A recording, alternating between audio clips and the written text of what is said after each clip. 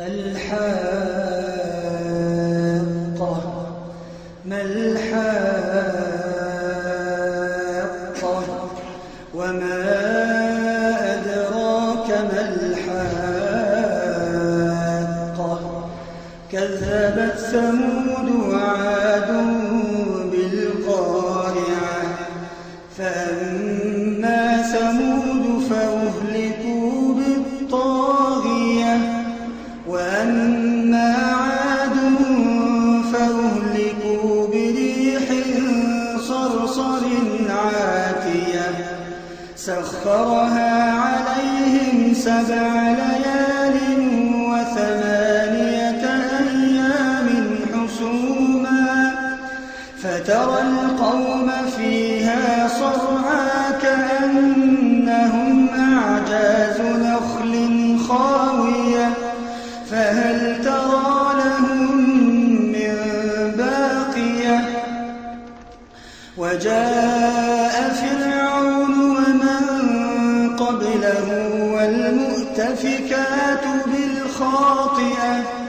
فعصوا رسول ربهم فأخذهم أخذة رابية إنا لما طغى الماء حملناكم في الجارية لنجعلها لكم تذكرة وتعيها أذن واعية فإذا نفخ في الصور نفخة واحدة وحملت الأرض والجبال فدكتا دكة واحدة فيومئذ وقعت الواقعة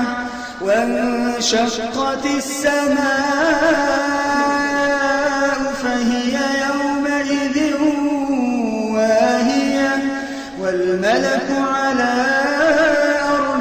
أرجائها ويحمل عرش ربك فوقهم يومئذ 8 يومئذ تعرضون لا تخفى منكم خافية يومئذ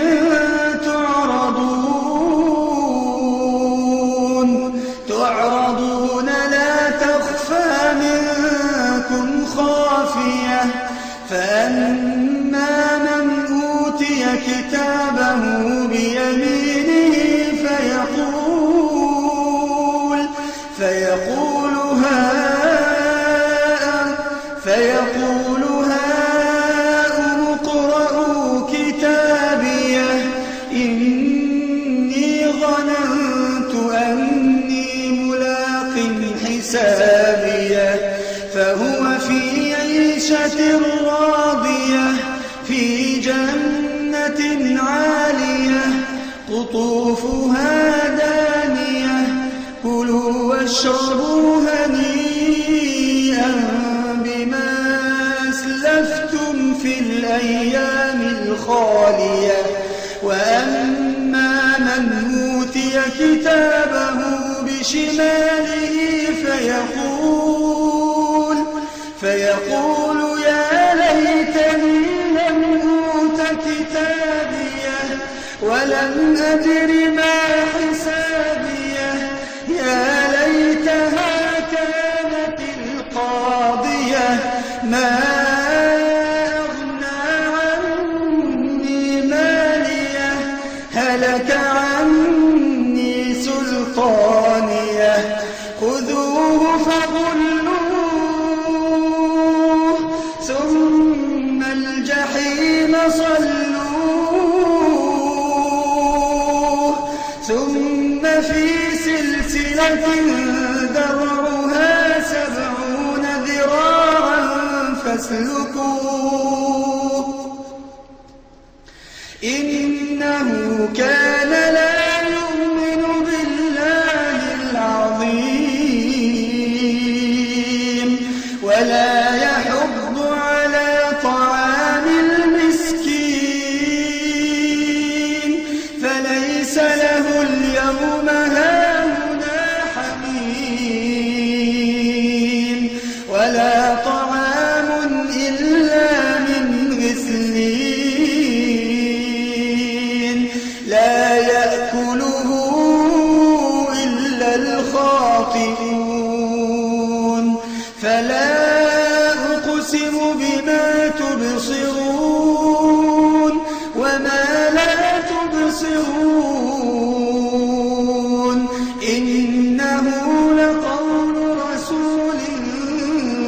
أليم وما هو بقول شاعر قليلا ما تؤمنون ولا بقول كاهن قليلا ما تذكرون تنزيل من رب العالمين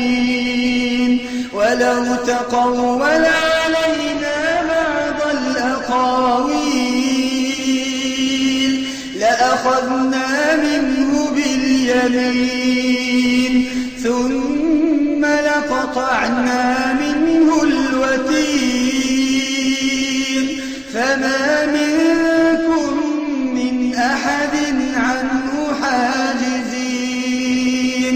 وإنه لتذكرة للمتقين وإنا لنعلم أن منكم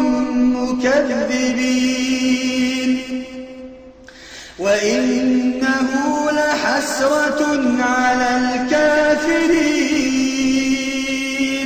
وإنه لحق اليقين فسبح باسم ربك العظيم